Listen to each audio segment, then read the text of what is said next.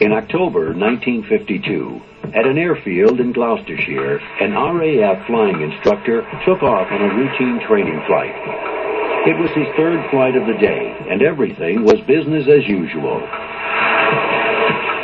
We climbed up Susan Clyde, and we broke through it at about 14,000 feet.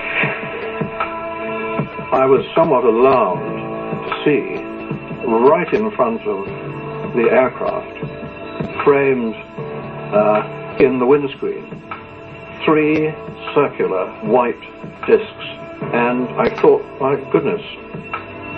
Mick suddenly said to me, "David, did you have anything to drink at lunchtime?" And I said, "No." He said, "Well, take a look right ahead." I grabbed the control and turned the aircraft away to one side. As they moved out and got further apart, they began to look as if they were that sort of, this is a magnifying lens, but they were that sort of shape. Even for a trained pilot with 7 years of flying experience, this was an unusual and disturbing incident. Frightened, yes, and I was subsequently told that when I got down from the aircraft cockpit, that I looked somewhat shaken, almost as if I'd seen a ghost. Swinney and Croft's sighting was also picked up by a local radar station.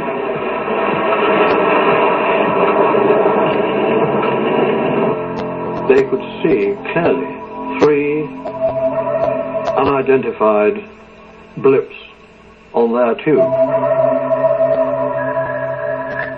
Now that surely is a bit unusual. This is among the first of Britain's officially recorded and documented UFO sightings. There's no such thing, of course, as an infallible witness. But when you look at, for example, police officers and pilots, you are dealing with trained observers who, in terms of perception and in the terms of not panicking and in terms of the ability to tell a story straight and factual, these people really are excellent witnesses, and of course the MOD pays more attention to them than, say, a report from a member of the public. Pilots are required to fill out reports for each flight in a logbook. This is Michael Swinney's. His entry reads, 3 flying saucers sighted at height, confirmed by GCI, meaning radar. But David Crofts was cautious in his entry. I felt that if someone picked up my logbook and saw that I had written that I'd seen unidentified flying objects, they'd think I was due for the funny farm. And so I just made 3 ellipses and a query to indicate to me privately that that was the sortie on which we saw these objects, and I shall never forget it. Swinney and Crofts is a fascinating example of a case where there really isn't an agreed explanation for this within the MOD, and it perhaps demonstrates the dichotomy that the department faces. On the one hand, it cannot find an explanation. On the other hand, it doesn't want to start public panic or really admit that there's anything operating in our airspace that we simply don't know about.